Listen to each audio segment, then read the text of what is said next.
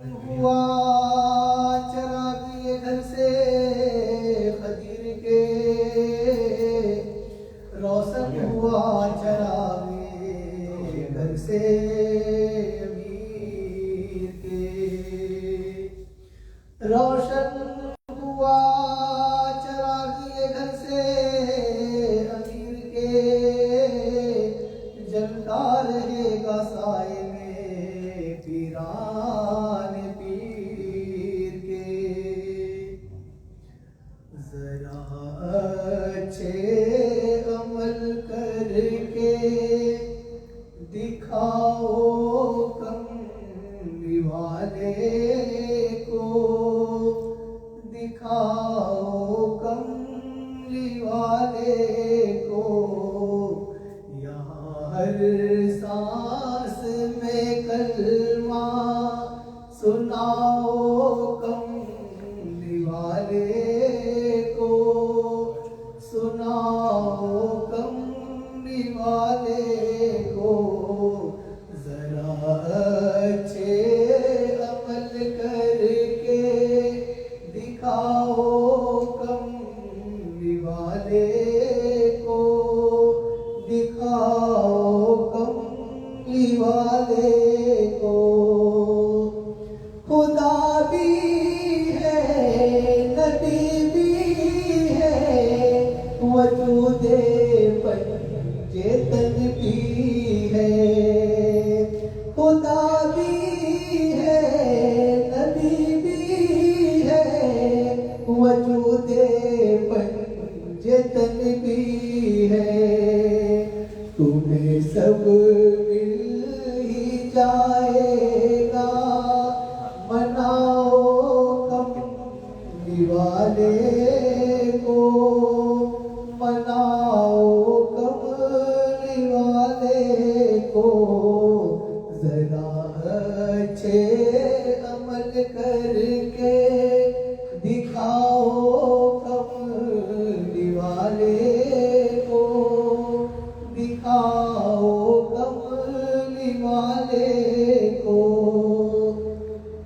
حرم میں دیر میں کعبہ میں جا کر ڈھونڈتے کیا ہو، حرم میں دیر میں کعبہ میں جا کر ڈھونڈتے کیا ہو، تمہارے دل میں خود بیٹھا ہے پاؤ کملی والے کو، ہے پاؤ کملی والے کو، ذرا اچھے عمل کر کے دکھاؤ کملی والے کو، دکھاؤ کملی والے کو،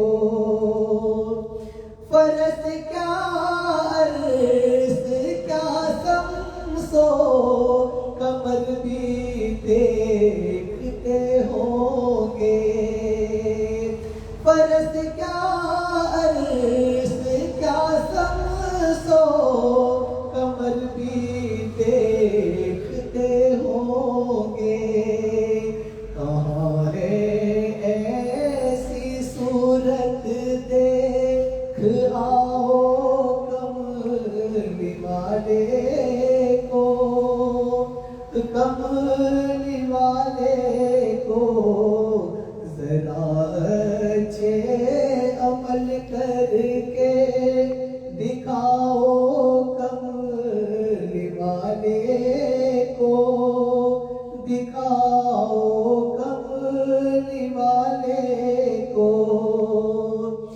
محمد کی حقیقت کو کوئی سمجھے تو کیا سمجھے، محمد کی حقیقت کو کوئی سمجھے تو کیا سمجھے، خدا خود یاد کرتا ہے بتاؤ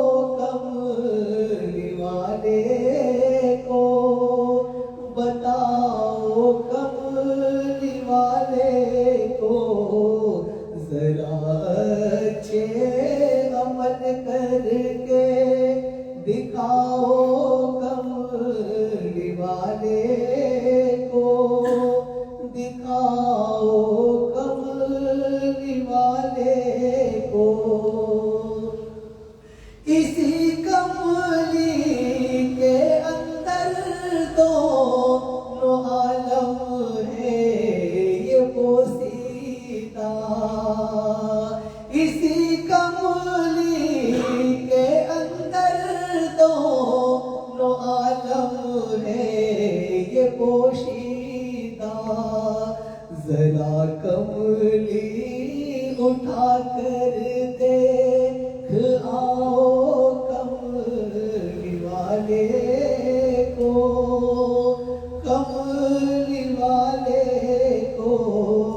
ذرا اچھے عمل کر کے دکھاؤ کملی والے کو، دکھاؤ کملی والے کو۔ خدیر اللہ سریعت کر نہ ہوتی صاف کہہ دیتا، امیر اللہ سریعت کر نہ ہوتی صاف کہہ دیتا۔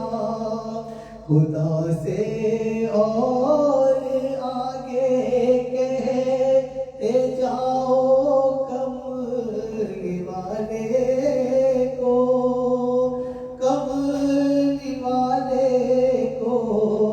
ذرا اچھے عمل کر کے دکھاؤ کملی والے کو، دکھاؤ کملی والے کو۔ کسے سجدہ کروں تیرے سوائے پیر میں خانہ، کسے سجدہ کروں تیرے سوائے پیر میں خانہ۔ قسم اللہ کی اللہ بناؤ کملی والے کو، بناؤ کملی والے کو۔ ذرا اچھے عمل کر کے دکھاؤ کملی والے کو، دکھاؤ کملی والے کو۔ السلام علیکم۔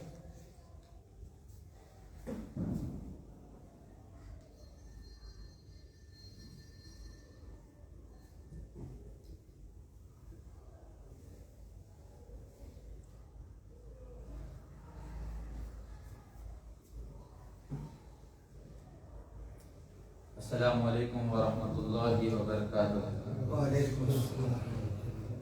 الحمدللہ الحمدللہ رب العالمین، الصلاة والسلام علی اشرف الانبیاء والمرسلین وعلی آلہ طیبین الطاہرین واصحابہ اکرمین الاجمعین، اما بعد فاعوذ باللہ من الشیطان الرجیم، بسم اللہ الرحمن الرحیم۔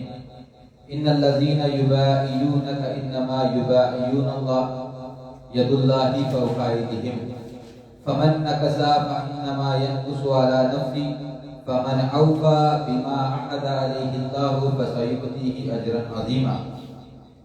کھلا ہے در محمد کا جو آئے جس کا جی چاہے، کھلا ہے در محمد کا جو آئے جس کا جی چاہے، جو نہ آئے جہنم میں وہ جائے جس کا جی چاہے۔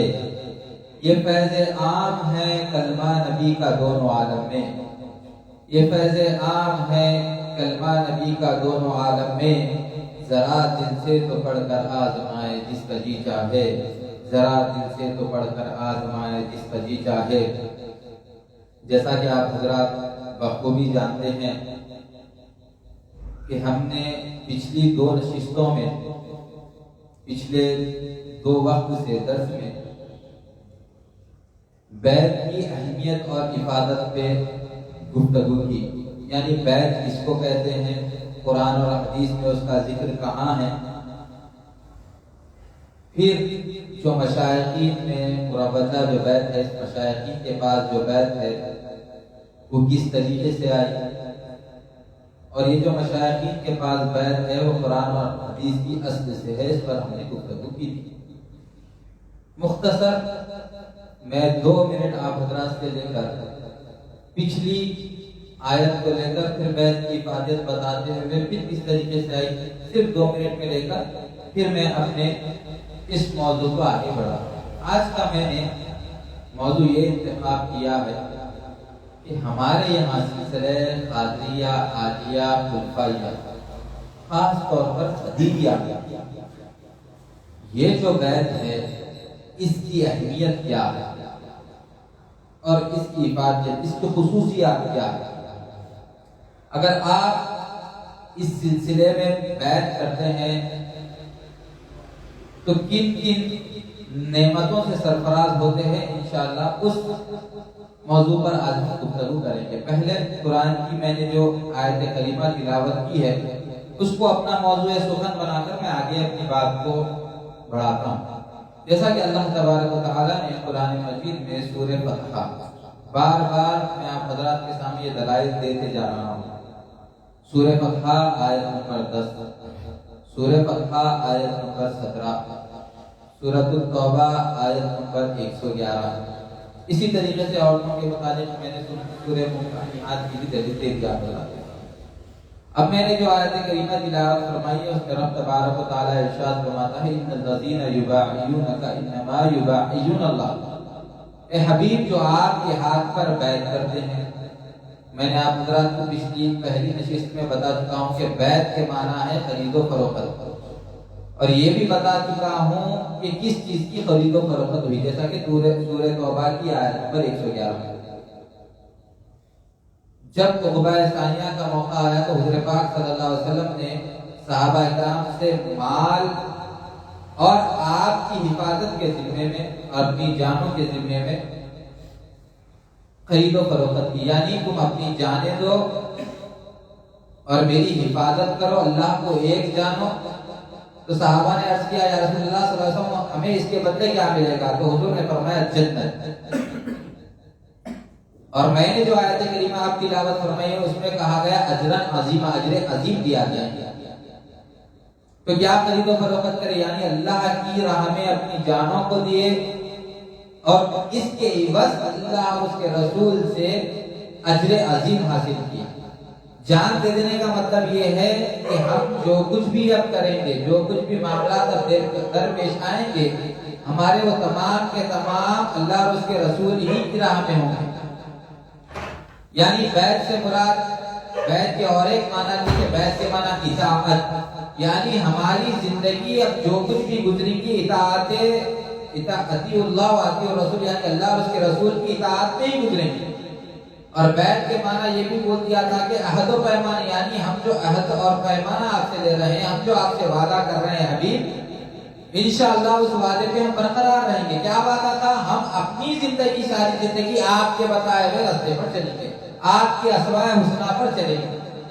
اس کے بدلے ہمیں کیا ملے گا؟ اجر عظیم ملے گا۔ یہ صاف صاف طور پر واضح ہے، ان الذین یبایعونک انما یبایعون اللہ، اے حبیب جو لوگ آپ کے ہاتھ پر بیعت کر رہے ہیں، جو لوگ آپ کے ہاتھ پر زندگی بیچ رہے ہیں، جو آپ کے ہاتھ پر وعدہ کر رہے ہیں، جو آپ کی اطاعت کا وعدہ کر رہے ہیں، ید اللہ فوق ایدیہم، ان لوگوں کے ہاتھوں پر آپ کا ہاتھ نہیں ہے۔ ابھی وہ لوگ آپ کے ہاتھ میں ہاتھ نہیں دے رہے ہیں بلکہ اللہ کے ہاتھ میں ہاتھ دے کر وعدہ کر رہے ہیں، اور اللہ کے ہاتھ میں ہاتھ دے کر اپنی زندگی بیچ رہے ہیں۔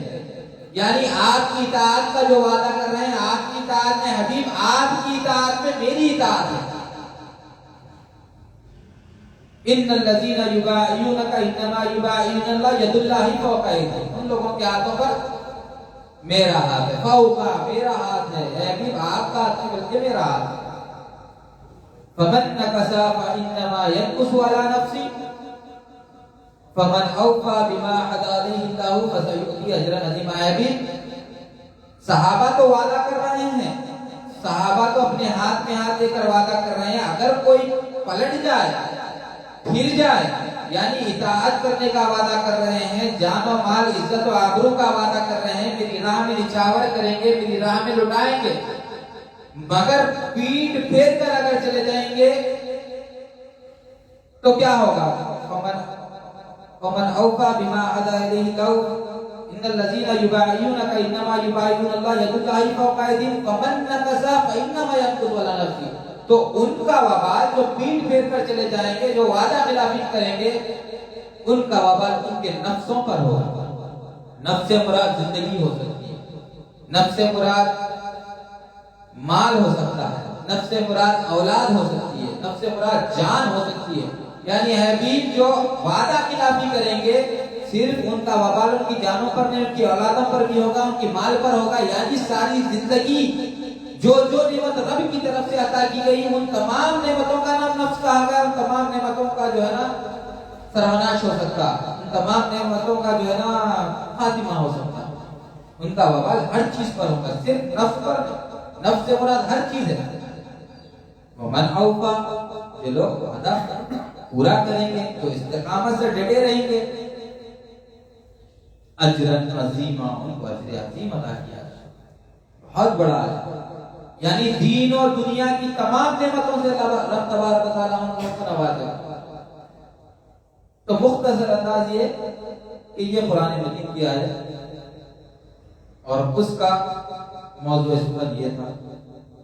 اب اسی طریقے سے حضور کے زمانے میں مختلف انداز سے بیعت کی جاتی تھی. بیعت توبہ، بیعت اطاعت، بیعت تمسک بسنہ، بیعت بدعت، ہر اقسام کی، ہم اقسام. صحابہ کرام خواہشات سے ملا کے کہتے تھے یا رسول اللہ صلی اللہ علیہ وسلم اس معاملے میں بیعت کیجیے.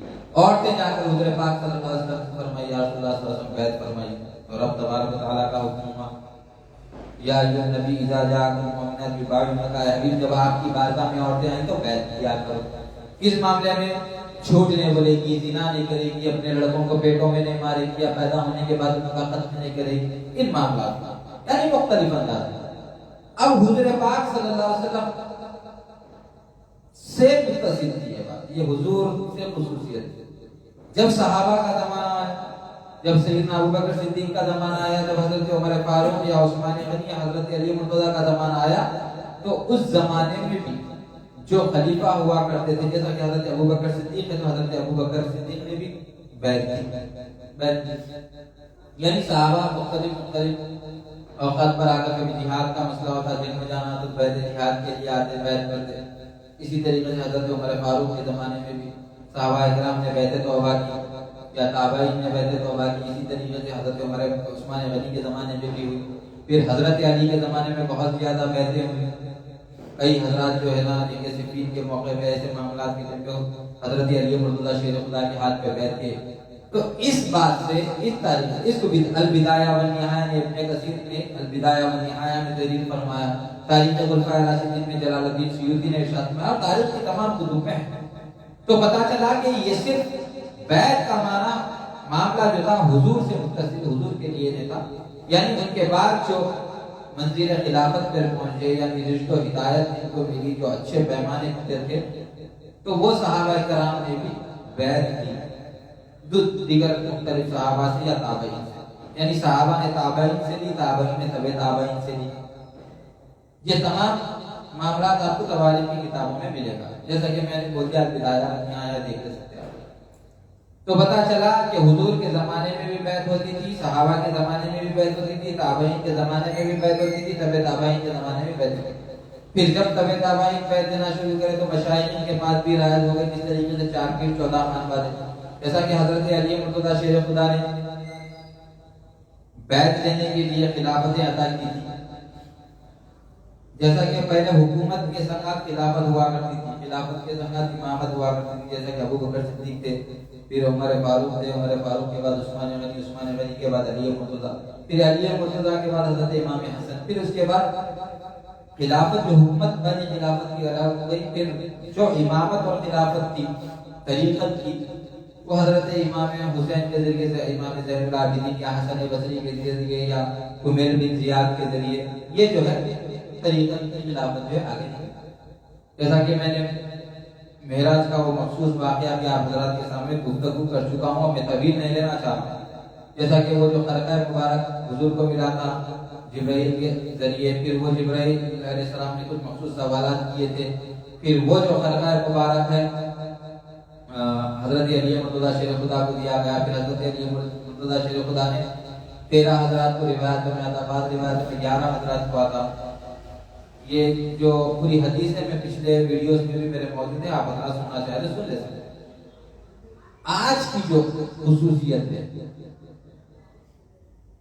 آج کی جو خاص نشست ہے، یہ صرف اور صرف سلسلہ قادریہ عالیہ خلفائیہ کے بارے میں، یعنی پہلے جو زمانہ تھا اس میں صرف 14 گھر تھے، 4 پیر 14 خان والے، یعنی وہ 4 پیروں سے امام حسن، امام حسین، حضرت حسن بصری، حضرت جمیل بن زیاد، ان حضرات سے 14 خان والے تھے۔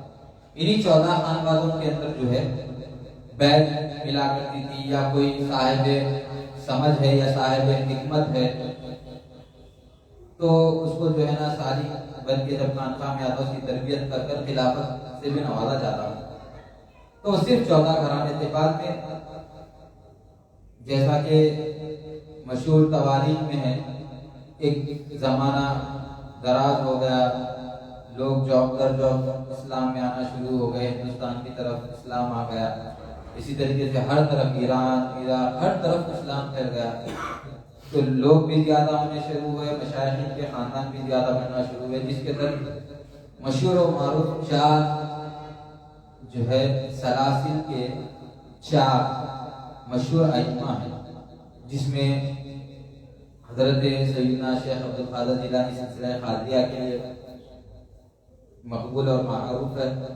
اسی طریقے سے جو ہے حضرت معین الدین چشتی اجمیری رحمۃ اللہ تعالی علیہ چشت سلسلے کے لیے مشہور ہے۔ اسی طریقے سے سہروردیہ سلسلے کے لیے جو ہے شہاب الدین عمر سہروردی رحمۃ اللہ تعالی علیہ مشہور ہے۔ اسی طریقے سے سلسلہ نقشبندیہ کے لیے بہاؤالدین نقشبندی رحمۃ اللہ تعالی علیہ مشہور ہے۔ اب ان حضرات نے اپنے خلفاء کو تعلیمات دے کر اور دیگر جو تصوف کی تعلیمات پر چلنا چاہتے تھے، جو سالک بن کر اللہ اور اس کے رسول کا قرب حاصل کرنا چاہتے تھے، ان حضرات نے اس لائن میں اس معاملات پہ بہت زیادہ کام کیا۔ سلسلہ قادریہ کے لیے شیخ عبد القادر جیلانی رحمۃ اللہ تعالی علیہ نے خانقاہ بنائی اور اس سلسلے کی نشر و اشاعت کے لیے بے انتہا کام کیا۔ اسی طریقے سے سلسلہ چشتیہ کی نشر و اشاعت کے لیے، اس کی تعلیمات کے لیے حضرت معین الدین حسن سنجری رحمۃ اللہ علیہ نے بہت ہی محنت کی، اور ہندوستان میں آ کر غیر مسلمانوں کو کلمہ پڑھا کر ان کو پھر بیعت دے کر پھر تربیت کر کر ان کے لیے ایک راستہ مہیا کیا گیا۔ اسی طریقے سے سلسلہ نقشبندیہ کے جو شیخ بہاؤالدین نقشبندی تھے، انہوں نے افغانستان کی طرف زیادہ محنت کی رہے۔ اسی طریقے سے شہاب الدین سہروردی رحمۃ اللہ علیہ نے بھی خانقاہ بنا کر سالکین کی بہت زیادہ تربیت کی۔ تربیت کرنے کے بعد بہت ہی زیادہ سالکین ان خانقاہوں سے، عارفین ان خانقاہوں سے نکلے۔ اب ان خانقاہوں سے نکل کر دیگر پوری دنیا کے الگ الگ مقامات پر جا کر ان مختلف سلاسل کی تعلیمات کو عام کیا۔ اسی طریقے سے جب ہندوستان میں سلسلہ قادریہ عالیہ خلفائیہ آیا، یہ سلسلہ در حقیقت شیخ عبد القادر جیلانی رضی اللہ تعالیٰ عنہ کے فرزند حضرت سیدنا تاج الدین شاہ عبد الرزاق جمال العراق قادری رحمۃ اللہ علیہ سے آیا، یعنی حضرت شیخ عبد القادر جیلانی رضی اللہ تعالیٰ عنہ اپنے فرزند حضرت سیدنا تاج الدین شاہ عبد الرزاق جمال العراق قادری رحمۃ اللہ علیہ کو جو تعلیمات دیے، جو مخصوص اذکار دیے، جس طریقے سے ان کی تربیت کیے تصوف کی راہوں میں، اسی طریقے سے شاہ عبد الرزاق جمال العراق قادری رحمۃ اللہ علیہ اپنے مریدان کی تربیت کی۔ وہی تربیت، وہی اذکار سلسلہ قادریہ عالیہ خلفائیہ میں رائج ہے۔ انشاءاللہ میں آج سرکار غوث اعظم دستگیر کی کتاب سر الاسرار سے ان تعلیمات پر مختصر انداز میں گفتگو کرتا ہوں۔ کیا خصوصیت ہے سلسلہ قادریہ عالیہ خلفائیہ میں بیعت ہونے کی؟ تو حضرت سیدنا غوث اعظم دستگیر رضی اللہ تعالیٰ عنہ ارشاد فرماتے ہیں سورہ فتح کی آیت نمبر 26 لے کر، جو تو مختلف سلاسل ہے، ان کے بعد مختلف انداز سے، یاد رکھیے سلسلے کئی ہے، تمام کے تمام راستے ایک ہی جگہ جا کے ملنے والے ہیں۔ حضرت کامل شکاری اور ہر ایک پیر یہ ضروری نہیں ہے کہ جو ہے نا راہ راستے بھٹکا ہوا ہو سکتا ہے وہ اللہ کا مقرب ہو۔ اسی لیے کامل شکاری رحمۃ اللہ علیہ ارشاد فرماتے ہیں کامل یہ بات یاد رکھو بلکہ لکھ رکھو، خالی کبھی نہ جائے کہ نسبت کسی کے ساتھ۔ ہر ایک کے پاس تعلیمات ہے، ہر ایک کا راستہ جو ہے اللہ اور اس کے رسول سے ہی جا کے مل رہا، مگر انداز مختلف ہے، انداز مختلف ہے۔ تو آج جو ہم انداز کی بات کر رہے ہیں وہ سلسلہ قادریہ عالیہ خلفائیہ میں جو رائج ہے اس انداز کی بات آج ہم کر رہے ہیں۔ اس کی خصوصیت کیا ہے، اس کی افادیت کیا ہے، اس کا فائدہ کیا ہے۔ ہم دیگر سلاسل میں بھی مرید ہو سکتے ہیں، جس طریقے سے آج علماء ظواہر بھی مریدین بنا رہے ہیں، یعنی جو صرف ظاہری پڑھائی پڑھ کر ہے، حضور پاک صلی اللہ علیہ وسلم کے ظاہری نقش و نگار کو پڑھ کر ہے، وہ علماء ظواہر بھی آج جو ہے مریدین بنا رہے ہیں۔ پھر ان لوگوں کے راستے پر چلنے والوں کا کیا؟ اب ان لوگوں کے راستے پر ہم جو تعلیمات دے رہے ہیں، ہم جو خصوصیات قلب کی بتا رہے ہیں، ہم جو باطن کی خصوصیات بتا رہے ہیں، یہ کیا؟ اب وہ بھی کہتے ہیں کہ ہم سلسلہ قادریہ میں بیعت کر رہے ہیں اور ہم بھی کہتے ہیں سلسلہ قادریہ میں بیعت کر رہے ہیں۔ تو آج ہم سلسلہ قادریہ ہی کے بانی شیخ عبد القادر جیلانی رحمت اللہ تعالی علیہ کی تعلیمات سے دیکھیں گے کیا علماء ظواہر کی بیعت قادریہ صحیح ہے یا علماء باطن کی بیعت قادریہ درست ہے۔ آج ہم حضرت شیخ عبد القادر جیلانی کی تعلیمات کے تحت دیکھیں گے۔ تو سیدنا شیخ عبد القادر جیلانی رضی اللہ تعالیٰ عنہ اپنی کتاب سر الاسرار میں فصل نمبر 5 میں تحریر فرما رہے ہیں۔ فصل نمبر 5 توبہ اور تلقین کے بارے میں۔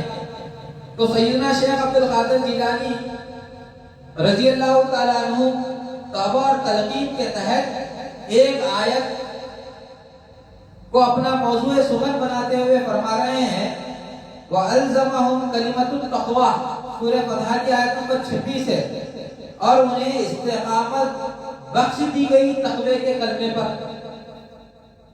یعنی تقوی کے کلمے پر ان کو استقامت بخش دی گئی، یعنی ان کے پاس جو کلمہ تھا اس کلمے کی وجہ سے ان کو استقامت بخش دی گئی، یعنی وہ ایک پلیٹ فارم پر رک گئے، وہ استقامت والے ہو گئے۔ کون؟ جن کو کلمۃ التقویٰ ملا۔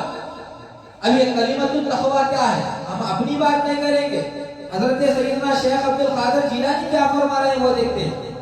تو حضرت شیخ عبد القادر جیلانی ارشاد فرما رہے ہیں اس سے مراد یہ ہے کہ کلمہ طیبہ کسی ایسے مرشد کامل سے لے جس کا دل پاک اور صاف ہو،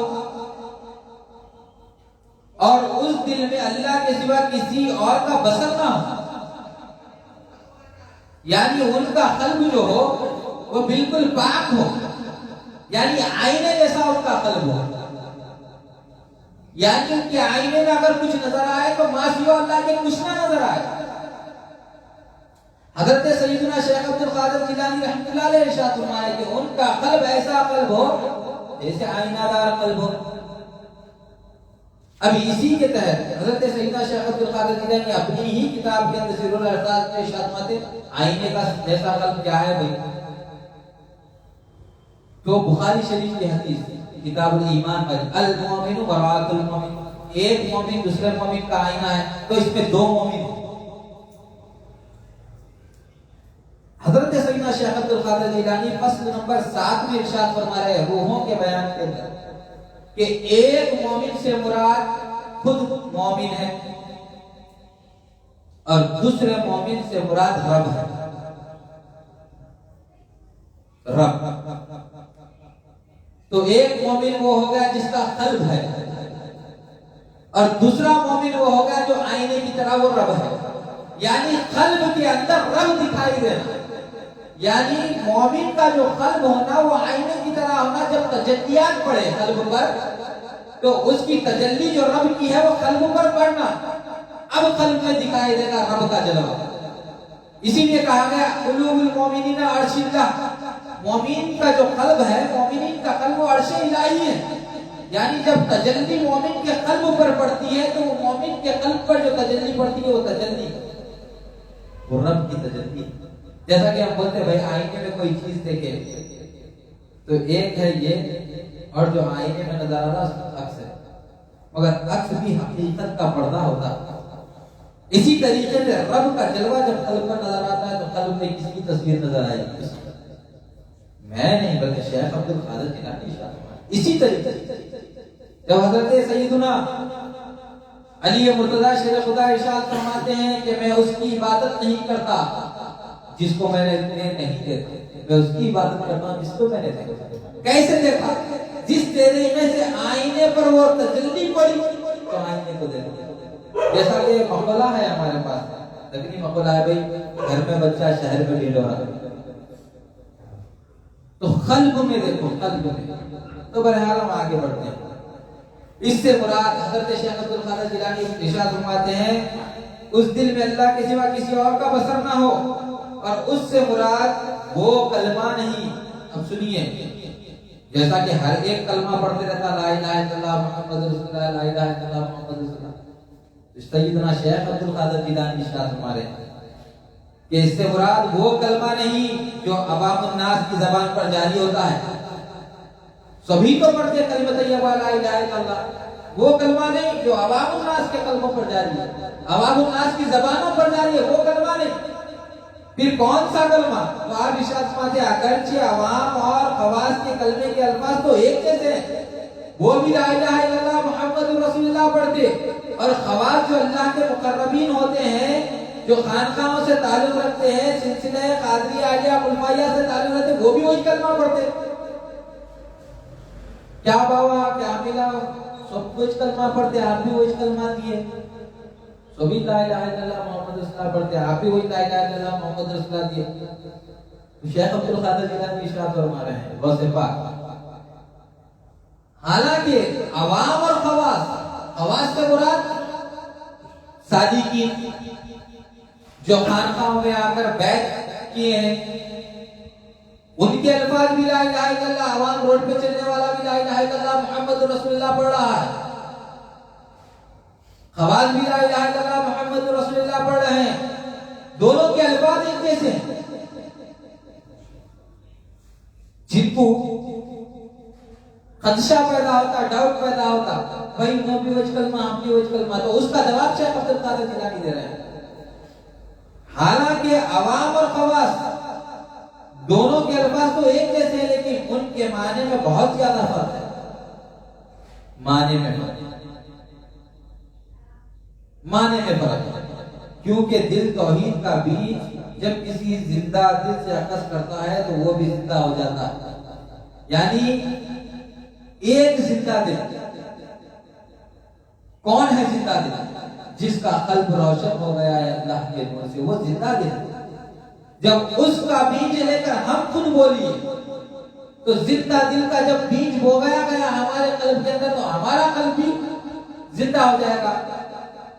تخم گر عشق کا تو بو لیتا تو دادا سرکار ارشاد فرمائے, تخم گر عشق کا بو لیتا تو, عشق کا تخم بونا ہے. تخم سے مراد بیج ہے.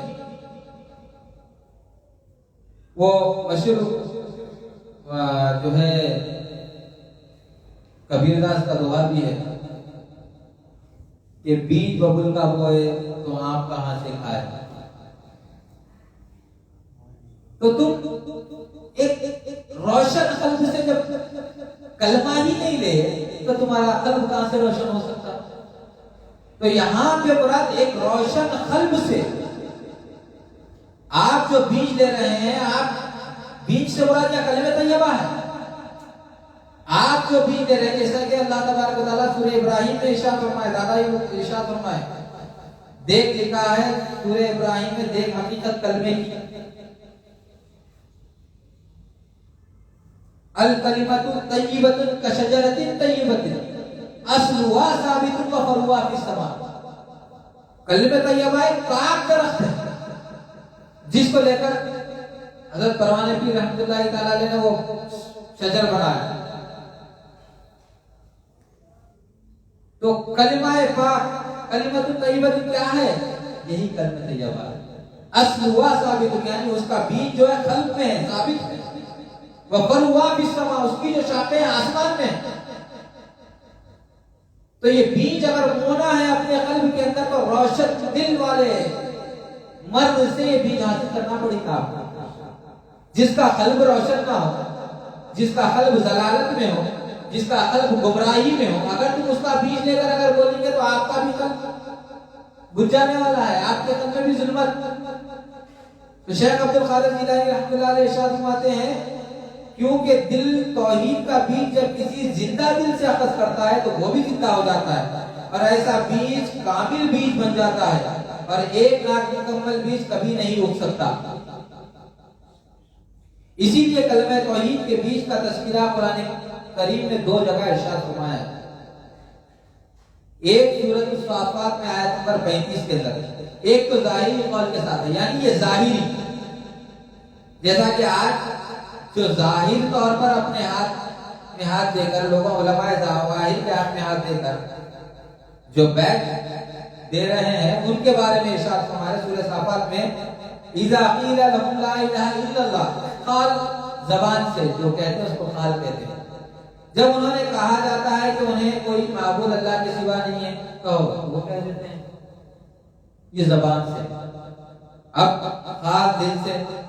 اور دوسرا علم حقیقی کے ساتھ ہے، وہ کیا ہے؟ فَعَلَمُوا أَنَّهُ لَا إِلَهَ إِلَّا اللَّهُ، جان لو کہ کلمہ طیبہ ہے۔ یہ سورہ محمد آیت نمبر 19 میں ایک قیلہ، ایک فَعَلَمُوا، قیلہ بولے تو بولو کلمہ طیبہ کیا ہے، پڑھا ہے آپ پڑھ لے، ختم، تعلقات ختم، بولو کہاں کی رہتے آپ کہاں کی رہتے۔ مرید بن گیا ان میں کتنے سال ہوا؟ 20 سال ہوا، کیا ملا؟ شیخ سے کچھ بھی نہیں ملی تعلیم، خالی بولے تھے مجھ سے بولے کہ اپنی مجھ سے بولتے معاملہ ختم۔ فَعَلَمُوا، جان لو کلمہ کیا۔ ایک ہے کلمہ بولنا، ایک ہے کلمہ جاننا۔ تو غوث پاک ارشاد فرماتے ہیں ظواہر کا معاملہ جو ہے بولنے سے ہے، اور علم حقیقی کا اور جو باطنی علماء ہیں، باطنی علماء سے مراد خانقاہ کے مشائخین کی بات کر رہا ہوں، ان کا تعلق فعلموا سے ہے، جان لو۔ کلمے کو پڑھاتے نہیں بلکہ کلمے کو سمجھاتے بھی ہے وہ۔ فعلموا انہ لا الہ الا اللہ، جان لو کہ کلمہ طیبہ کیا ہے۔ اب غوث پاک ارشاد فرماتے ہیں یہ آیت اپنے شان نزول کا سبب خواص کی تلقین کے لیے نازل کی گئی۔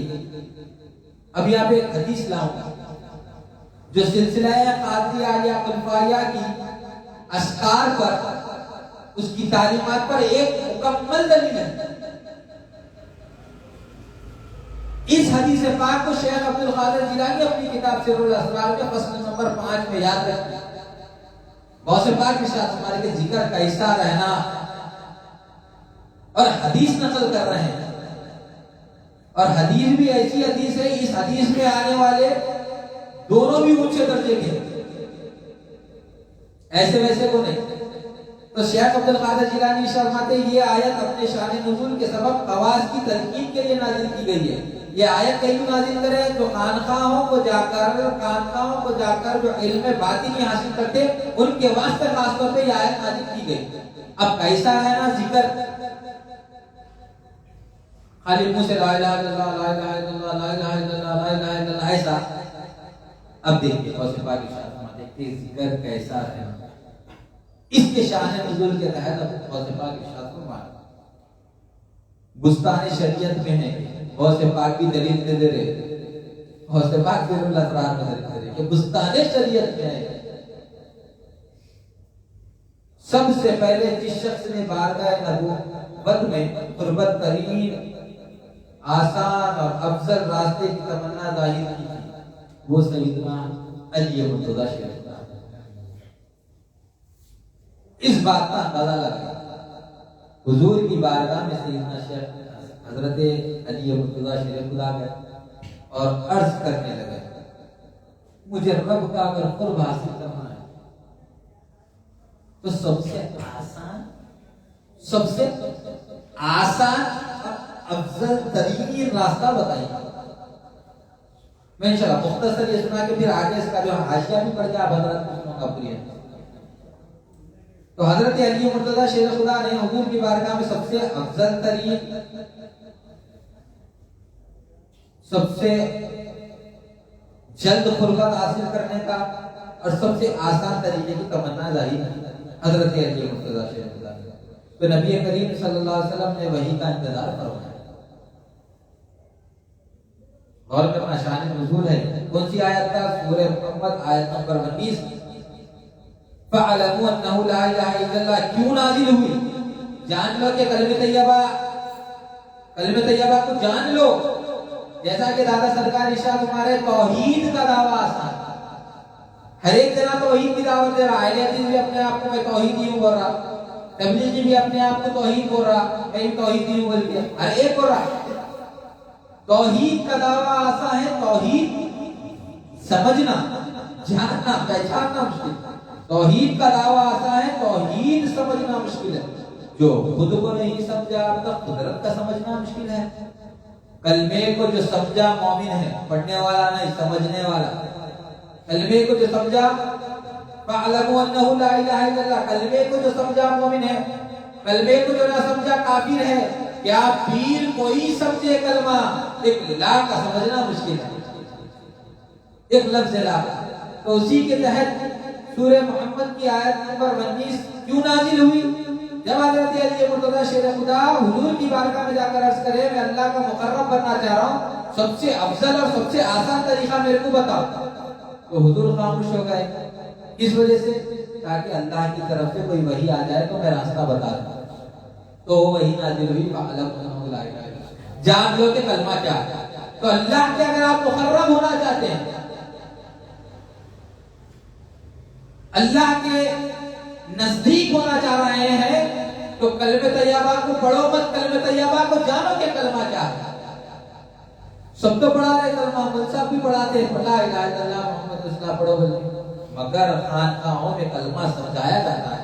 اور سلسلہ قادریہ علیہ خلفیہ قدیریہ میں خاص طور پر کلمہ طیبہ کی تعلیمات ہیں، اور یہ سلسلہ کلمہ طیبہ کے سلسلے کے نام سے مشہور ہو گیا۔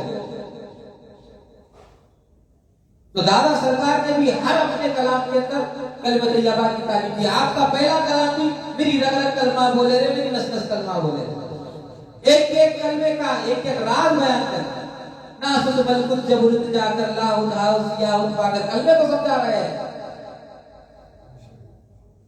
کلمے کو پڑھا بھی رہے ہیں اور کلمے کو سمجھا رہے ہیں۔ تو سلسلہ قادریہ علیہ خلفیہ میں کلمے کو پڑھایا بھی جاتا ہے، کلمے کو سمجھایا بھی جاتا ہے۔ وہی تعلیمات شیخ عبد القادر جیلانی کی ہے، اور وہی تعلیم حضرت علی مرتضیٰ شیخ خدا نے حضور پاک صلی اللہ علیہ وسلم سے پوچھی۔ تو کیسا پڑھنا کیسا سمجھنا وہ آپ آگے دیکھیں۔ تو حضرت علی مرتضیٰ شیخ خدا نے حضور سے سوال کیا، نبی کریم صلی اللہ علیہ وسلم نے وحی کا انتظار فرمایا، حتیٰ کہ جبرائیل امین حاضر ہوئے اور کلمہ طیبہ لا الہ الا اللہ کی 3 بار تلقین، کلمہ طیبہ کی 3 بار تلقین کرے حضرت جبرائیل امین۔ اب حضور نے اس کلمے کو دہرایا اور پھر حضرت علی مرتضیٰ کو اس کی تلقین فرمائی۔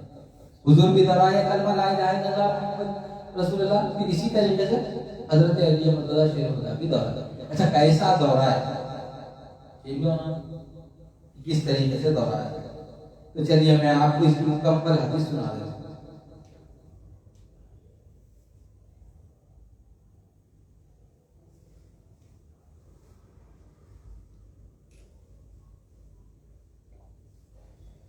حضرت علی مرتضیٰ شیر خدا نے جب حضور پاک صلی اللہ علیہ وسلم کو عرض کیا کس طریقے سے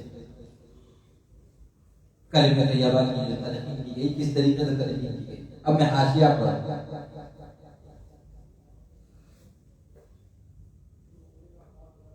حاشیے میں آتا ہے امیر المومنین حضرت علی مرتضیٰ شیر خدا نے عرض کیا یا رسول اللہ مجھے عبادت کا کوئی ایسا طریقہ سکھاؤ جو سہل ترین ہو لیکن اللہ تعالیٰ کے نزدیک سب طریقوں سے بہتر شمار کیا جائے. غور کریے، غور کرنا اس بات میں. امام قشیری نے اپنے رسالہ قشیریہ میں صفحہ نمبر 77 پر یہ تحریر فرمایا ہے. امام قشیری نے رسالہ قشیریہ میں صفحہ نمبر 77 پر ارشاد فرمایا ہے یہ حدیث کو. امیر المومنین نے عرض کیا یا رسول اللہ مجھے عبادت کا کوئی ایسا طریقہ سکھاؤ جو سہل ترین ہو لیکن اللہ تعالیٰ کے نزدیک سب طریقوں سے بہتر شمار ہوتا ہو. حضور نے فرمایا علی خلوت میں ہمیشہ اللہ تعالیٰ کا ذکر کرو. اس میں کرو خلوت میں، مجمع میں نہیں. جیسا کہ ایک حدیث مشہور ہے تم اللہ کو جس طریقے سے یاد کریں گے اللہ بھی اسی طریقے سے یاد کریں گے. تو خلوت میں تنہائی میں اللہ کا ذکر کیا. اب طریقہ بتا رہے ہیں. حضرت علی نے پوچھا حضور کیسے ذکر کرو؟ آپ نے فرمایا آنکھیں بند کرو اور مجھ سے 3 مرتبہ سنو. اور آنکھیں بند کرو اور 3 مرتبہ سنو. جس طریقے سے آپ کے شیخ نے جو حضرات سلسلہ قادریہ عالیہ خلفائیہ خدیریہ میں بیٹھے وہ حضرات کو ذکر معلوم ہے. اس کے لیے آنکھ بھی بند کرنا پڑتا، سانس بھی بند کرنا پڑتا، جب جا کے سنے آتا ہے ذکر. تو اسی لیے خلوت میں ہوتا ذکر. ہی کس میں ہوتا؟ بازار میں تو نہیں سن سکتے ہو ذکر کو. میں اشارتاً طور پہ جو حضرات ویڈیو بھی دیکھ رہے ہیں ان کو بھی اشارتاً طور پہ بول دے رہا ہوں. یہ تو خصوصیت ہے افضل ترین اور آسان ہونا. لا الہ الا اللہ محمد رسول اللہ اسٹیج پہ بیٹھے اور پڑھائے اور دے دیا ختم نہیں. اس کے لیے خلوت ہونا ضروری ہے یہ ذکر کے لیے، اور بتانا بھی خلوت میں پڑتا ہے یہ ذکر. اور جو سلسلہ قادریہ عالیہ خلفائیہ قدیریہ امیریہ میں ہے وہ حضرات کو معلوم ہے کہ خلوت میں بیٹھتے تھے، خلوت میں ذکر دکھاتے اور ساتھ ساتھ یہ بھی بولتے تھے باہر جاتے تو کسی کو نہیں بولنا.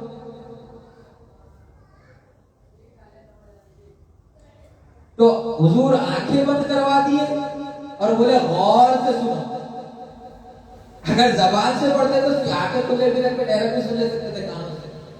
نہیں یہ خلوت ہونا ضروری تھا. اس کے واسطے خلوت بھی اور آنکھیں بند بھی اور غور سے سننا پڑتا ہے ذکر. تو حضرت علی مرتضیٰ شیر خدا نے کہا یا رسول اللہ صلی اللہ علیہ وسلم طریقہ بھی بتا دیجیے. تو حضرت علی نے پوچھا حضور کیسے ذکر کرو؟ آپ نے فرمایا آنکھیں بند کرو اور مجھ سے 3 مرتبہ سنو. پھر جو کلمہ میں بتاؤں اس کا 3 مرتبہ ورد کرو میں سنوں گا. یعنی پہلے بتائے حضور کہ ایسا کرو، اشارہ کر کے ایسا کرو. اس میں خلوت میں اور آنکھیں بند کر کے 3 مرتبہ بتائے. پھر بولے پریکٹس کرو ایسا. اب میرے سامنے کر کے بتا. تو پھر حضرت علی نے 3 مرتبہ کر کے بتایا. اگر زبان سے کلمہ ہوتا تو حضور حضرت علی کو بولتے لا الہ الا اللہ محمد رسول اللہ پڑھ لو. تو حضرت علی بھی مجھ سے زبان سے پڑھتے تھے لا الہ الا اللہ محمد رسول اللہ. نہیں پریکٹس کرایا جانا، بتایا جانا. 3 مرتبہ کر کے بتائے اور پھر 3 مرتبہ کرایا جا رہا ہے. حضور خود کر کے بتائے پھر حضرت علی سے 3 مرتبہ کرایا جا رہا ہے. آپ نے فرمایا آنکھیں بند کرو اور مجھ سے 3 مرتبہ سنو. پھر جو کلمہ میں بتاؤں اس کا 3 مرتبہ ورد کرو میں سنوں گا.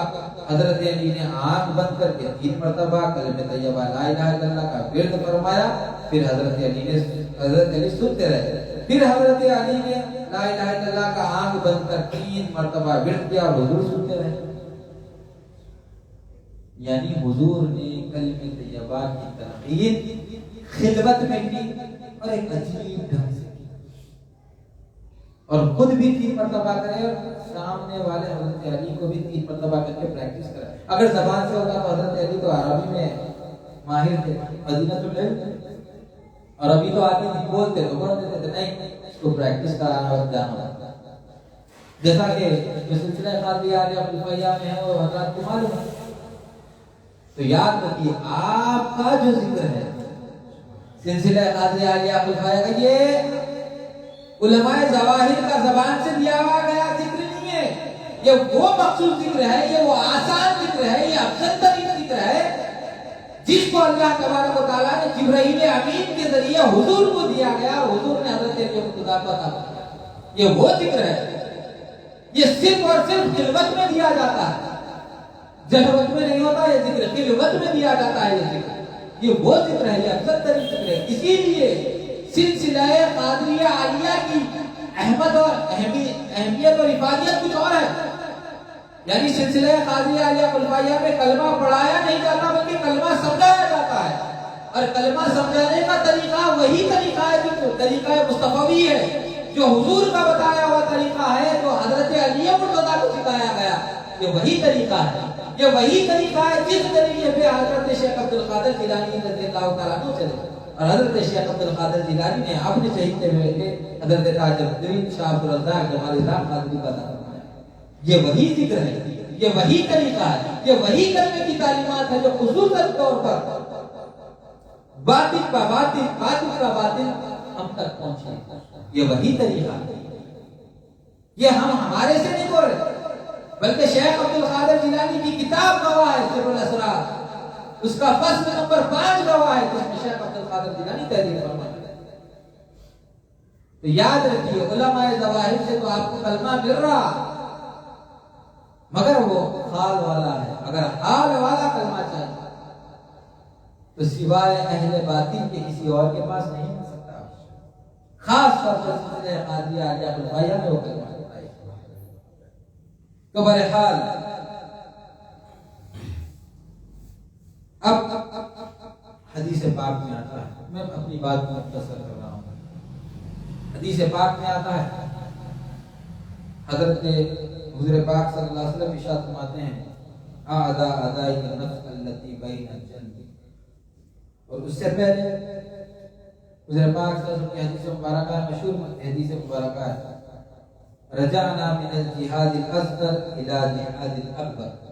یعنی اب ہم جہاد اصغر سے جہاد اکبر کی طرف چلتے ہیں. جہاد اصغر سے مراد وہ جو جہاد جو اعلی حرب سے میدان میں کی جاتی ہے یعنی کفار کے خلاف، اور جہاد اکبر سے مراد نفس کی مخالفت، نفس کی مخالفت. تو اتنے پورے موضوع سے پتا چل رہا ہے کہ اگر تمہارے کو کلمہ لینا ہے تو کلمۃ التقویٰ لیو. کلمۃ التقویٰ کیا ہے؟ وہ کلمہ ہے جو حضور پاک صلی اللہ علیہ وسلم نے حضرت علی مرتضیٰ شریف خدا کو دیا ہے. اور وہی طریقے چلیو جو طریقے سے مصطفیٰ صلی اللہ علیہ وسلم نے حضرت علی مرتضیٰ شریف خدا کو دیا. تو وہی طریقہ سلسلہ قادریہ عالیہ ابوالفیاء میں رائج ہے. وہی طریقے سے آج کلمہ دیا جاتا ہے، اسی طریقے سے کلمے کی تلقین کی جاتی ہے. تو سب سے پہلے کہیں کی تلقین کرتے؟ نفس کی تلقین کرتے. پہلے نفس بھائی ہے نا، کلمے کی تعلیمات میں سب سے پہلے نفس آتا. تو سب سے پہلے شیخ عبد القادر جیلانی نفس کی بات کرتے. وہ بات کو وہاں پہ ختم کر کے ابھی بات نفس کی شروع کر دی. بولے جہاد اصغر سے جہاد اکبر کی طرف چلو. جہاد اصغر کسے کہا جاتا ہے؟ جو اعلی حرب سے جنگ کی سامان سے جنگ کے میدان میں لڑے.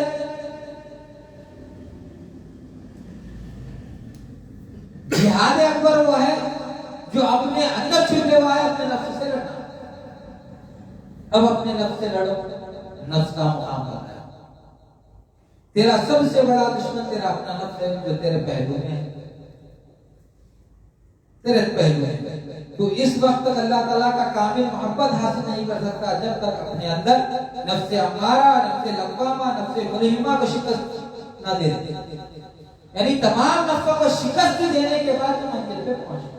اگر تو نفسوں کو اگر نہیں دے گا شکست تو منزل پہ نہیں پہنچے. اب نفس کو شکست کس طریقے سے دیں؟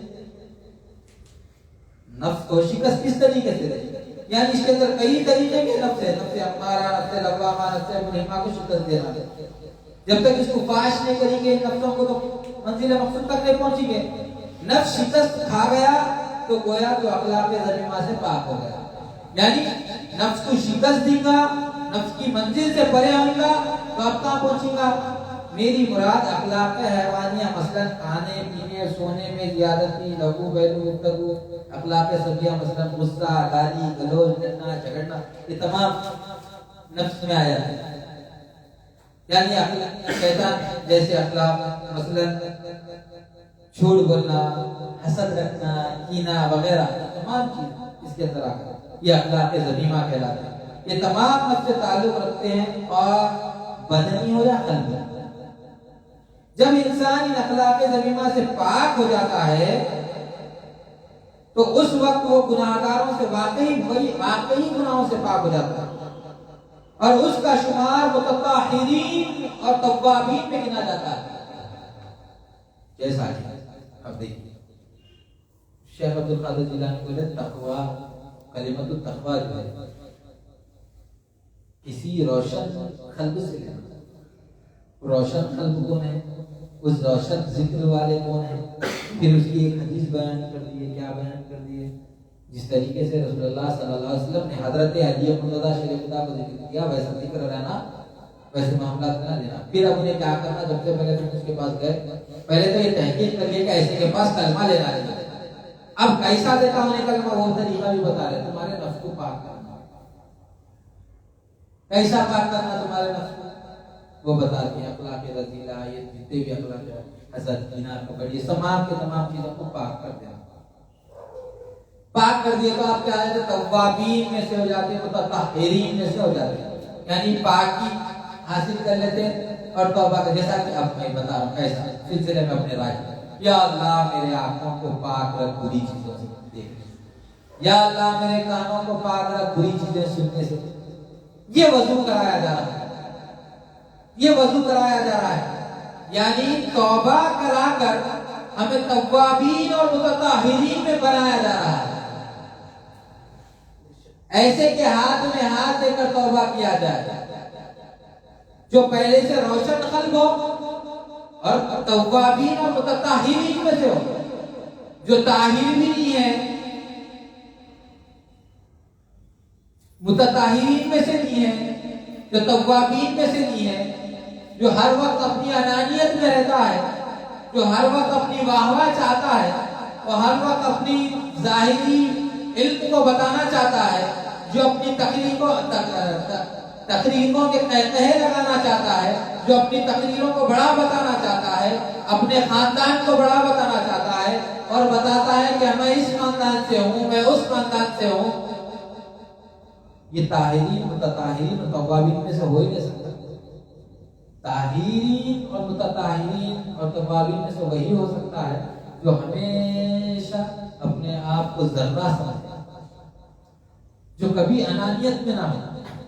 یہاں جھگڑا نہیں ہے تو میں کا، یا تو کہہ دے یا میں کہہ دوں، یہاں تو بھی نہیں اور میں بھی نہیں، تو میں کا سمجھنا مشکل ہے۔ جو ہر وقت تو میں کرتا ہے، یہ مشرک، وہ کافر، یہ مسلمان، وہ غیر مسلمان، وہ یہودی، یہ نصرانی، وہ ہرگز متطہرین میں سے ہو ہی نہیں سکتا۔ یعنی متطہرین کو کس کو بولے؟ مثال دے رہا ہوں میں، پانی جو طاہر ہے، پاک پانی، پاک پانی دوسرے کو بھی پاک کر سکتا ہے۔ جو پانی پاک نہ ہو دوسرے کو کوئی پاک کر سکتا، جو میل کچیل غیبت حسد رکھے وہ کہاں سے پاک ہو سکتا؟ نہیں۔ یہ کافر، وہ مسلمان، کبھی مسلمان کو کافروں کی کیٹیگری میں تھوڑی، وہ پاک اور طاہر نہیں ہو سکتا۔ وہ طاہر مطاہر وہ ہے، آئینہ وہ ہے جس میں کفار آ کے دیں گے تو کفار نظر آئے۔ پانی کبھی یہ نہیں بولتا کہ میں تیری پیاز ابھی ہو جاؤں گا تو مسلمان ہوگا، جب میں تیری پیاس جبھی بجھاؤں گا جب تو اہل حدیث ہوگا، میں تیری پیاس جبھی بجھاؤں گا جب تو سنی ہوگا، نہیں تو بریلوی ہوگا، نہیں تو اشرفی ہوگا، نہیں تو قادری ہوگا، نہیں۔ اگر غیر مسلمان بھی جائے گا تو پانی پیاس بجھائے گا، اور پانی اگر وہ میلا ہو جائے گا تو اس کو صاف کرے گا، طاہر بنا دے گا۔ کبھی پانی کسی پہ فرق نہیں کرتا۔ اسی طریقے سے ایک شیخ بھی ہونا چاہیے، کبھی کسی پر غیبت نہ کرے، کبھی کسی پر تانازی نہ کرے۔ خانقاہ میں مسلمان بھی آئے گا، غیر مسلمان بھی آئے گا، یہودی بھی آئے گا، نصرانی بھی آئے گا، مگر خانقاہ کا جو شیخ ہوگا وہ اپنے کردار سے، عمل سے بتائے گا۔ جب اس کے کردار اور عمل دیکھے گا تو دوسرا وہ کردار میں مصطفیٰ رہے گا تو وہ مصطفیٰ کی سیرت پر چلے گا، مسلمان ہو جائے گا۔ جو ہر وقت مسلمان کو کافروں کے زمرے میں، سنیوں کو سلیہ کلیت کے زمرے میں کرتے، ویسا تھوڑی شیخ ہو سکتا ہے، کس وجہ شیخ نہیں ہو سکتا۔ شیخ تو وہ بنے گا جو پانی کی طرح ہو، کسی کو نہ دیکھے، وہ سب کی پیاس بجھائے۔ شیخ اس کو کہا جاتا ہے، جیسا کہ حضور کا وہ مشہور واقعہ، حضور پر ایک کچرا ڈالنے والی جو حضور پر کچرا ڈالتی تھی، ایک دن کچرا نہ پڑا تو حضور پاک صلی اللہ علیہ وسلم یہودی نے ان کے پاس گیا کیا کہ اس کی جو ہے نا طبیعت کا حال پوچھا۔ آج ہم سنی ہے کہہ رہے ہیں، مگر اس کو اہل حدیث میں اس کے ہاتھ میں ملاتا، اس کے جنازے میں لے جاتا، اس کے کھانے میں لے جاتا۔ یہ حضور کا کردار نہیں تھا، حضور کا کردار تو ایسا تھا، یہودی کے پاس بھی جایا، عیسائی کے پاس بھی۔ اپنا کردار بتاؤ، تو جس کے اندر کردار ہو، کردار کون سا کردار؟ کردار مصطفی ہو، مصطفیٰ جیسا کردار ہو، اولیاء جیسا کردار ہو۔ جب حضرت خواجہ معین الدین حسن سنجری جب ہندوستان آئے، ہندوستان کے مسلمان کہاں تھے بھائی؟ غیر مسلمانوں میں اٹھے بیٹھے، ان کا دیا ہوا کھائے، ان کے اندر اپنا ایسا کردار پیش کیے کہ مسلمان ہو گئے غیر مسلمان۔ آج تو مسلمانوں کو غیر مسلمانوں کے زمرے میں شریک کر رہے ہیں۔ کردار اولیاء کا کردار تھا، تو ویسے کردار والے کے ہاتھ پر آپ کو بیٹھ گئے، جس کا قلب نور سے روشن، جس کا قلب آئینے کی طرح صفا ہو، ویسے کیا یعنی نفس سے پاک ہو۔ تو شیخ تلقین کرتا ہے، کیا کرتا؟ نفس کو اپنے پاک کرتا، پاک کرنے کے بعد توبہ تلقین کر جو ہے نا ہم کو متطہرین اور توابین کے زمرے میں لا دیتا، یعنی پاک کر کے اب متطہرین توابین کے زمرے میں لے جا کے، اب پاک ہو جانے کے بعد اب قلب جب پاک ہو گیا، جب آنکھ پاک ہو گئی، جب کان پاک ہو گئے، جب ہاتھ پاک ہو گئے، جیسا کہ دادا کا ارشاد ہے، کر کے وضو شراب سے ہم تو چلے نماز میں، کہنا ہے پیر کا میرے پی کر چلو نماز میں۔ یہاں پینے سے مراد شرابت طہورا ہے، جس کا ذکر قرآن مجید میں کیا گیا، کر کے وضو شراب سے، شراب سے مراد کیا ہے؟ شرابت طہورا ہے۔ ہم اس شراب سے، شرابت طہورا سے وضو کیے ہیں، جب ہمارا پیر ہمارے کو شرابت طہورا سے وضو کرا دیا تو ہم طاہر اور مطہر ہو گئے۔ اب ہماری آنکھ وہ آنکھ نہیں رہی جو ہر وقت گناہیں کرے، ہمارے کان وہ کان نہیں، اب کچھ بھی سنیں گے تو صرف اور صرف اللہ اور اس کے رسول ہی کی بات سنیں گے، غیبت نہیں کریں گے۔ وہی راستہ چلیں گے جہاں پہ اللہ اور اس کا رسول کا راستہ ہمیں لے جانا ہے، وہی احکامات سے کریں گے جو اللہ اور اس کا رسول کام کروا رہا ہے۔ طاہر اور مطہر ہو گئے، کر کے وضو شراب سے ہم تو چلے نماز میں، کہنا ہے میرے پیر کا پی کر چلو نماز میں۔ تو یہ طریقہ پہلے طاہر اور مطہر اور توابین میں سے ہوتا، پھر اس کے بعد کلمۃ التقویٰ لینا۔ تو شیخ عبد القادر جی بات مختصر کرا، انشاءاللہ اس میں اگر بات کچھ باقی رہے گی تو اگلے نشست میں کروں گا، کیونکہ بات میری بہت زیادہ ابھی طویل ہے۔ سلسلہ قادریہ، عالیہ، رفاعیہ، قدیریہ، عامریہ کی اہمیت اور حفاظت بہت ساری مدلل دلائل ہے۔ میں انشاءاللہ اگلی نشست میں اس کی گفتگو کروں گا۔ پہلے اس بات کو مختصر انداز میں کر دیتا ہوں کہ طاہر اور مطہر ہو کر کلمہ لینا ہے۔ جو طاہر بھی نہ کرے، مطہر بھی نہ کرے، جو توابین کے زمرے میں بھی ہمیں داخل نہ کرے، ویسے کہ آپ سے کلمہ لینا کیا بھائی؟ تو کلمہ لینا ہے تو سب سے پہلے مطہرین کے زمرے میں شامل ہو جائے۔ پھر توابین کے زمرے میں شامل ہوگا، پھر کلمہ دیا، جیسا کہ اللہ تبارک و تعالیٰ سورہ بقرہ کی آیت نمبر 222 میں ارشاد فرمایا ان اللہ یحب التوابین و یحب المتطہرین، بے شک اللہ تبارک و تعالیٰ دوست رکھتا ہے، مخرب رکھتا ہے کس کو؟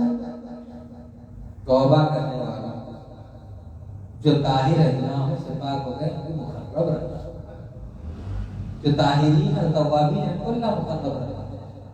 تو ظاہری گناہوں سے توبہ کرنے والے اس آیت کے مصادق نہیں ہیں۔ شیخ عبد القادر جیلانی ارشاد فرما رہے، سنیے کیا ارشاد فرما رہے ہیں، بابا تم سمجھ رہے ہو کہ تم ظاہری گناہوں سے پاک، میں توبہ کر لیا تو میں پاک ہو گیا، نہیں نہیں نہیں، دادا جیسا ارشاد فرمائے کر کے وضو شراب سے ہم تو چلے نماز میں، کہنا ہے پیر کا میرے پی کر چلو نماز میں، یعنی ایسے سے کلمہ لو جو تمہارے ظاہر کو بھی پاک کرے، باطن کو بھی پاک کرے،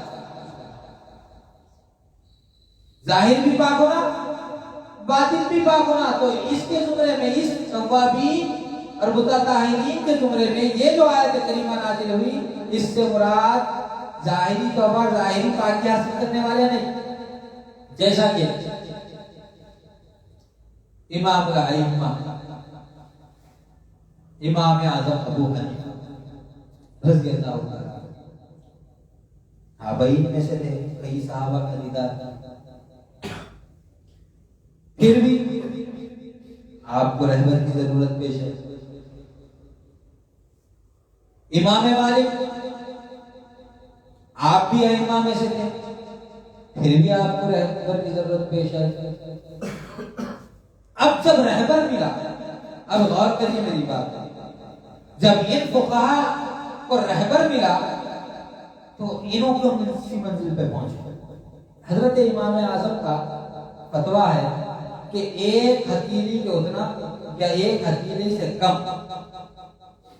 سنیے، ایک ہتھیلی کی جو گولائی ہے، یہ ایک ہتھیلی کی گولائی یا اس سے کم اگر آپ کے کپڑوں پر اگر غلاظت لگ جائے تو پاک کرنا، ایک ہتھیلی یا ایک ہتھیلی سے زائد اگر ہو تو پاک کرنا آپ کے اوپر فرض ہے، آپ جا کے نماز ادا نہیں کر سکتے، یا اس سے کم رہا تو آپ ادا کر لے سکتے ہیں۔ یہ حضرت امام اعظم کا فتویٰ ہے، غور کریے میری بات، ایک ہتھیلی یا ایک ہتھیلی سے زائد اگر آپ کو کچھ نجاست لگے، جیسا کہ بچہ پیشاب کر دیا تو ایک ہتھیلی سے زیادہ ہوگا، ایک ہتھیلی کے گڑے پہ اتنا اگر ہے تو آپ کے اوپر دھونا پڑ جائے، دھو کے نماز میں جانا پڑتا ہے، یا اس سے کم رہ جائے، ذرا سا ٹپکا لگتا ہے تو جا کے ادا کر لے سکتے نماز، کچھ فرق نہیں پڑتا۔ ایک دن امام اعظم ابو حنیفہ ایک ہتھیلی سے کم، بالکل اتنا سا، ایک کبے کی بھی حضرت امام اعظم کے دامن پہ لگ گئی۔ حضرت امام اعظم ابو حنیفہ جلد اٹھے، جلد جو ہے نہر کے کنارے گئے اور وہ غلاظت کو دھونے لگے۔ اب غور کریے میری بات، جب شیخ رہبر مل جائے تو کیا پیدا ہو؟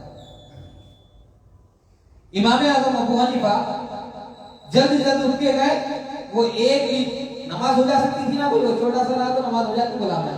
امام اعظم کا فتویٰ ہے کہ چھوٹی سی غلاظت لگی تو نماز ہو جاتی، دھونا فرض نہیں ہے آپ کے اوپر، مگر امام اعظم ابو حنیفہ جلدی اس کی تھوڑی سی لیٹ لگتی تو کیا کرے، جلد گئے نہر کے کنارے اور رگڑ کے دھونا شروع کر دیا۔ شاگرد پوچھے حضرت کے، بولے سرکار آپ کا تو یہ فتویٰ ہے کہ ایک ہتھیلی کی گولائی یا اس سے زائد ہو تو دھونا فرض ہے، یہ تو بالکل چھوٹی سی غلاظت تھی، کیا بات ہے اتنا رگڑ کے دھو رہے؟ تو امام اعظم نے ارشاد فرمایا ایک ہتھیلی کے اتنا گولائی کے اتنا یا ایک ہتھیلی کی گولائی سے زیادت میں یہ میرا فتویٰ ہے، اور اتنا سا جو نقطہ لگ گیا ہے یہ تو میں رگڑ کے دھو رہا ہوں، یہ میرا تقویٰ ہے۔ یہ علماء ظواہر جو کرتے ہیں وہ فتوے پر ہوتا ہے، اور یہ تو علماء باطن کے راستے پر چلتے ہیں، یہ تقوی کی بنیاد پہ چلتے ہیں۔ تو امام اعظم ابو حنیفہ نے تقویٰ بھی بتایا اور فتویٰ بھی بتایا، تو یہ مقام اور مرتبہ۔ تو ظاہری जिस्मानी गुनाहों से पाक होकर कल्बी गुनाहों से भी पाक हो जाए, जिस्म भी पाक हो और कल्ब भी पाक हो, तो वैसे जहाज पर बैठना। तो बहरहाल मुख्तसर ये कि अगर आप किसी के पास कलमा लें तो वो आपको जाहिर से भी पाक करे और बातिन से भी पाक करे, और वही अमानत आपको दे जो हुजूर ने हजरत अली मुर्तजा शेर खुदा को इनायत फरमाई। और कैसा इनायत फरमाई? खिलवत में, स्टेज पर खिलवत में। इंशाअल्लाह हजरत शेख अब्दुल कादिर जिलानी और आगे जाकर उलमाए ज़वाहिर और उलमाए बातिन में क्या फर्क है और उनसे कलमा हासिल करने में क्या फर्क है, आगे इरशाद फरमाते हैं। इंशाअल्लाह अगली नशिस्त में उस पर गुफ्तगू करेंगे। अगर किसी हजरात को अगर कुछ सवाल करना है तो आप हजरात सवाल कर सकते हैं। यहाँ से महफिल में से अगर कोई सवाल करना चाहे तो भी कर सकते हैं। कुछ सवाल? जी ऑनलाइन चेक करें।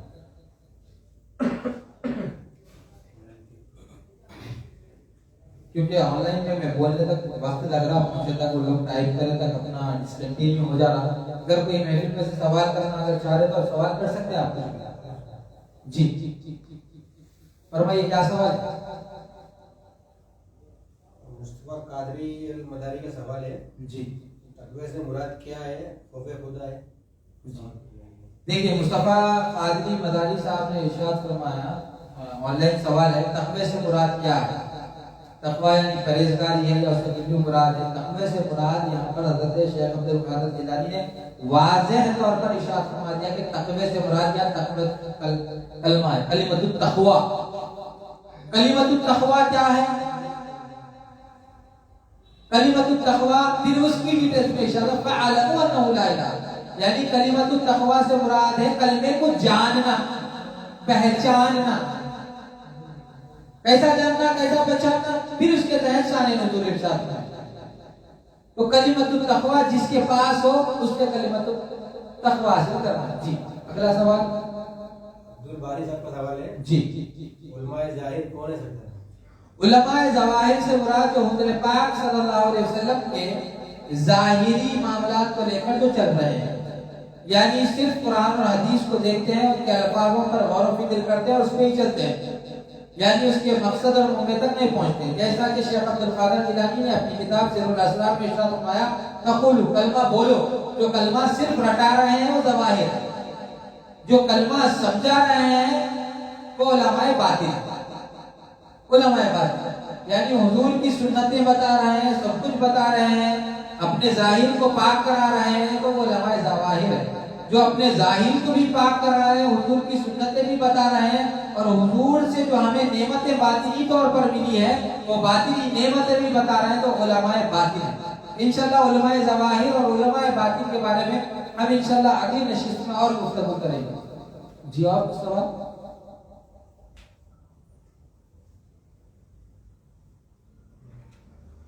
इंशाअल्लाह हम अगली नशिस्त में इसी मौजू के तहत और आगे गुफ्तगू करेंगे, और इंशाअल्लाह मजीद सिलसिला क़ादरिया खुलफाइया क़दीरिया अमीरिया के तालीमात के मुतालिक मुदल्लल दलाइल पर गुफ्तगू करेंगे। जी कोई सवाल? कादिर मोइनुद्दीन का सवाल है। जी सरकार अगर हजरत अली को खरका खिलाफत दिए जी तो फिर दूसरे जिनको खलीफा थे तो उनको कौन सी खिलाफत है? क्या वो लोगों को खरका खिलाफत दिए हैं? जी देखिए एक सवाल आया कि जब हजरत अली मुर्तज़ा शेर खुदा को ही खरका खिलाफत मिली तो दूसरे जो खुलाफा थे, खुलाफाए राशिदीन में से जो तीन खुलाफा थे, हजरत अबू बकर सिद्दीक, हजरत उमर फारूक, हजरत उस्मान गनी, तो उनको जो खिलाफत मिली वो कौन सी खिलाफत है? क्या वो लोग भी खरका खिलाफत चलाते हैं? जी नहीं, ऐसा नहीं है। खरका खिलाफत सिर्फ हजरत अली मुर्तज़ा शेर खुदा को ही हासिल है खरका खिलाफत, और उनके सिलसिले में जितने भी बाकी के तमाम हजरात को खरका खिलाफत हासिल है।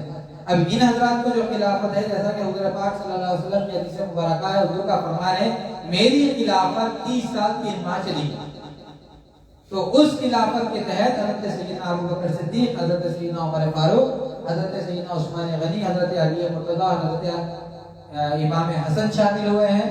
یہ حضور کی خلافت، یاد رکھیے حضور کی خلافت ہے، اس کو خلفائے راشدین، خلافت راشدہ کہا جاتا ہے، یاد رکھیے خلافت راشدہ کہا جاتا ہے۔